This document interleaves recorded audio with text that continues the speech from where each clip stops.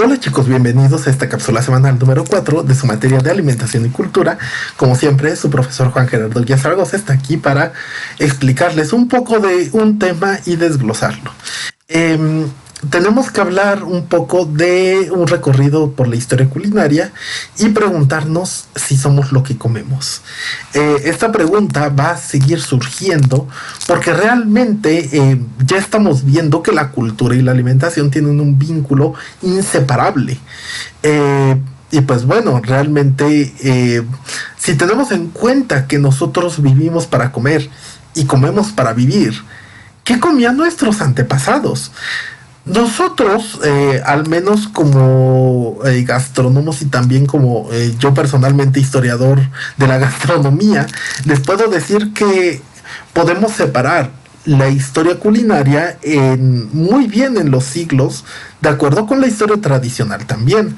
Tenemos precisamente la prehistoria, en donde surgen las primeras vasijas, los primeros recipientes, obviamente, para poder hervir y contener enseres, ya sea carne, ya sea caldos, etcétera.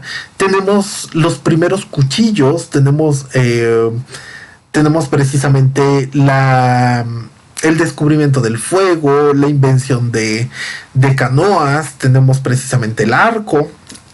Eventualmente, cuando ya hay sociedades, cuando ya hay sistemas religiosos, sistemas políticos, semieconómicos, intercambios, o sea, cuando todo eso sucede, ya estamos llegando al mundo de las antiguas civilizaciones: Egipto, Mesopotamia, los fenicios, los etruscos, entre otros. Y precisamente, pues bueno, aquí ya tenemos el esplendor de lo que viene siendo, por ejemplo, Grecia. La antigua Grecia pertenece a estas culturas antiguas, pero pues sobre todo a Roma. Roma, que se robó el escenario. Y pues bueno, los romanos tenían banquetes verdaderamente pantagruélicos. Eran cosas que duraban días y días y días y días y días y días. Por ejemplo, si ustedes tienen un acervo un poquito hacia lo católico, que pues bueno, México predominantemente católico, pues bueno, recordarán que precisamente cuando Jesús hace la conversión del agua en vino, lo hace precisamente para una fiesta. O sea, se les acabó el vino en la fiesta. Imagínense cuántos y cuántos y cuántos y cuántos y cuántos días tardaban esas fiestas, donde precisamente el Imperio Romano pues todavía tenía bastante dominio en el Mediterráneo. Entonces, con la caída del Imperio Romano, por la decadencia, por traiciones, cambios de gobierno, etcétera, etcétera, pasamos a otra época, que es la Edad Media. La Edad Media, que surge precisamente desde el siglo V más o menos hasta el siglo XV.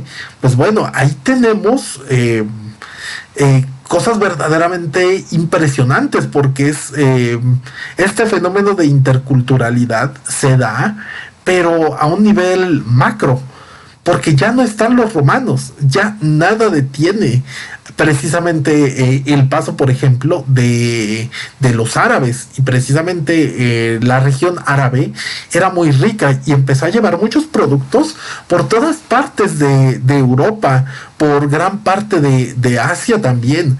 O sea, por ejemplo, a Europa le llevaron el azúcar, le llevaron los cítricos, las espinacas, las berenjenas, y que pues bueno, nosotros no estamos tan acostumbrados a eso, pero eso lo salvó de muchas hambrunas.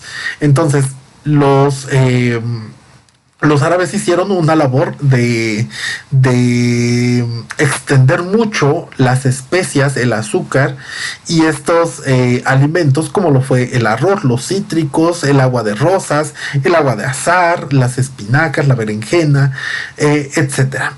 Entonces, cuando precisamente de parte de España ya confirman de que pueden llegar no a las Indias, sino a otro lugar diferente, muy rico, muy próspero, y que pues puede tener muchos recursos. Ahí estamos entrando a la edad moderna. Estamos hablando de los siglos XVI, XVII y XVIII. Cuando descubren América, no pasa nada. Ah, pero lo interesante es cuando ellos conquistan América, cuando se roban la riqueza, cuando ya hay un sincretismo gigantesco entre Europa y América. Por ejemplo, un plato tan sencillo como los tamales no podría ser lo que es hoy en día si no tuviéramos la manteca, el pollo, la cebolla, el ajo. No sería lo mismo, serían tamales mucho más aplastados. De igual manera, o sea, sus chorizos de Europa no serían lo mismo sin la paprika. Y por ejemplo, una paella no sería lo mismo sin el pimiento morrón, que pues es nativo precisamente de este lado de América. Entonces, las cocinas se fueron enriqueciendo mucho y se fueron conociendo qué había de un lado y del otro del mundo. Eh, entonces, eventualmente, pues tenemos a los burgueses también en el siglo XVIII y eso nos da pie a la Revolución Francesa que concluye, pues bueno, en el siglo XIX. Siglo XIX es un siglo de mucha ciencia, de mucha tecnología, de muchos libros, de mucha imprenta, de mucha literatura. O sea, es un siglo muy refinado. De hecho, yo me especializo en puro siglo XIX y es un siglo verdaderamente bello. Pero aquí, por ejemplo, en el siglo XIX nacen los menús, los restaurantes, cafés, sociedades, neverías, pastelerías, clubes y todo eso se extiende, pero de una manera gigantesca. Y no solo por París, por todo el mundo. O sea, en México pues también teníamos muchas pastelerías, clubes, etcétera.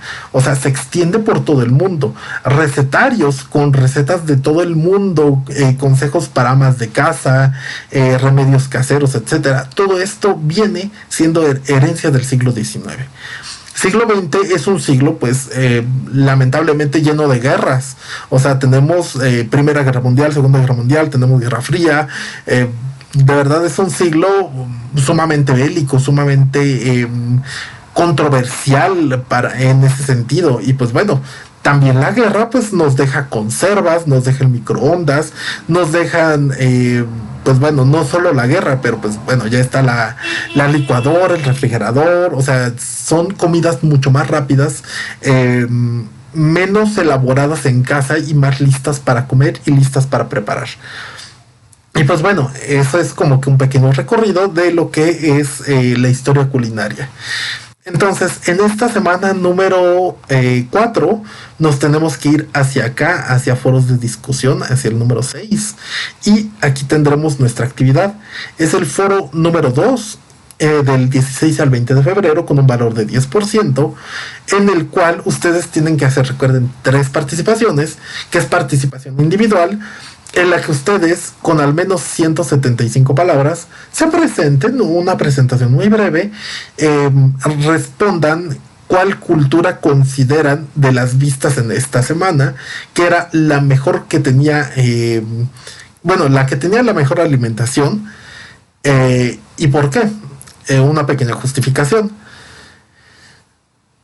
Van a responderse también qué personas consideran que tienen la mejor alimentación y por qué. Y de igual manera reflexionar si ustedes, como estudiantes de una licenciatura en nutrición, son aquellos que tienen la mejor alimentación y por qué. Entonces, esa es su participación personal y 2 participaciones de al menos 100 palabras a sus compañeros que debatan o complementen las participaciones de ellos ya en el foro. ¿Sale, chicos? Entonces, esto es lo que vamos a hacer para esta semana número 4. Pues bueno, chicos, esto sería todo para esta cápsula. Les deseo lo mejor, síganse cuidando y que estén muy bien ustedes y sus seres queridos.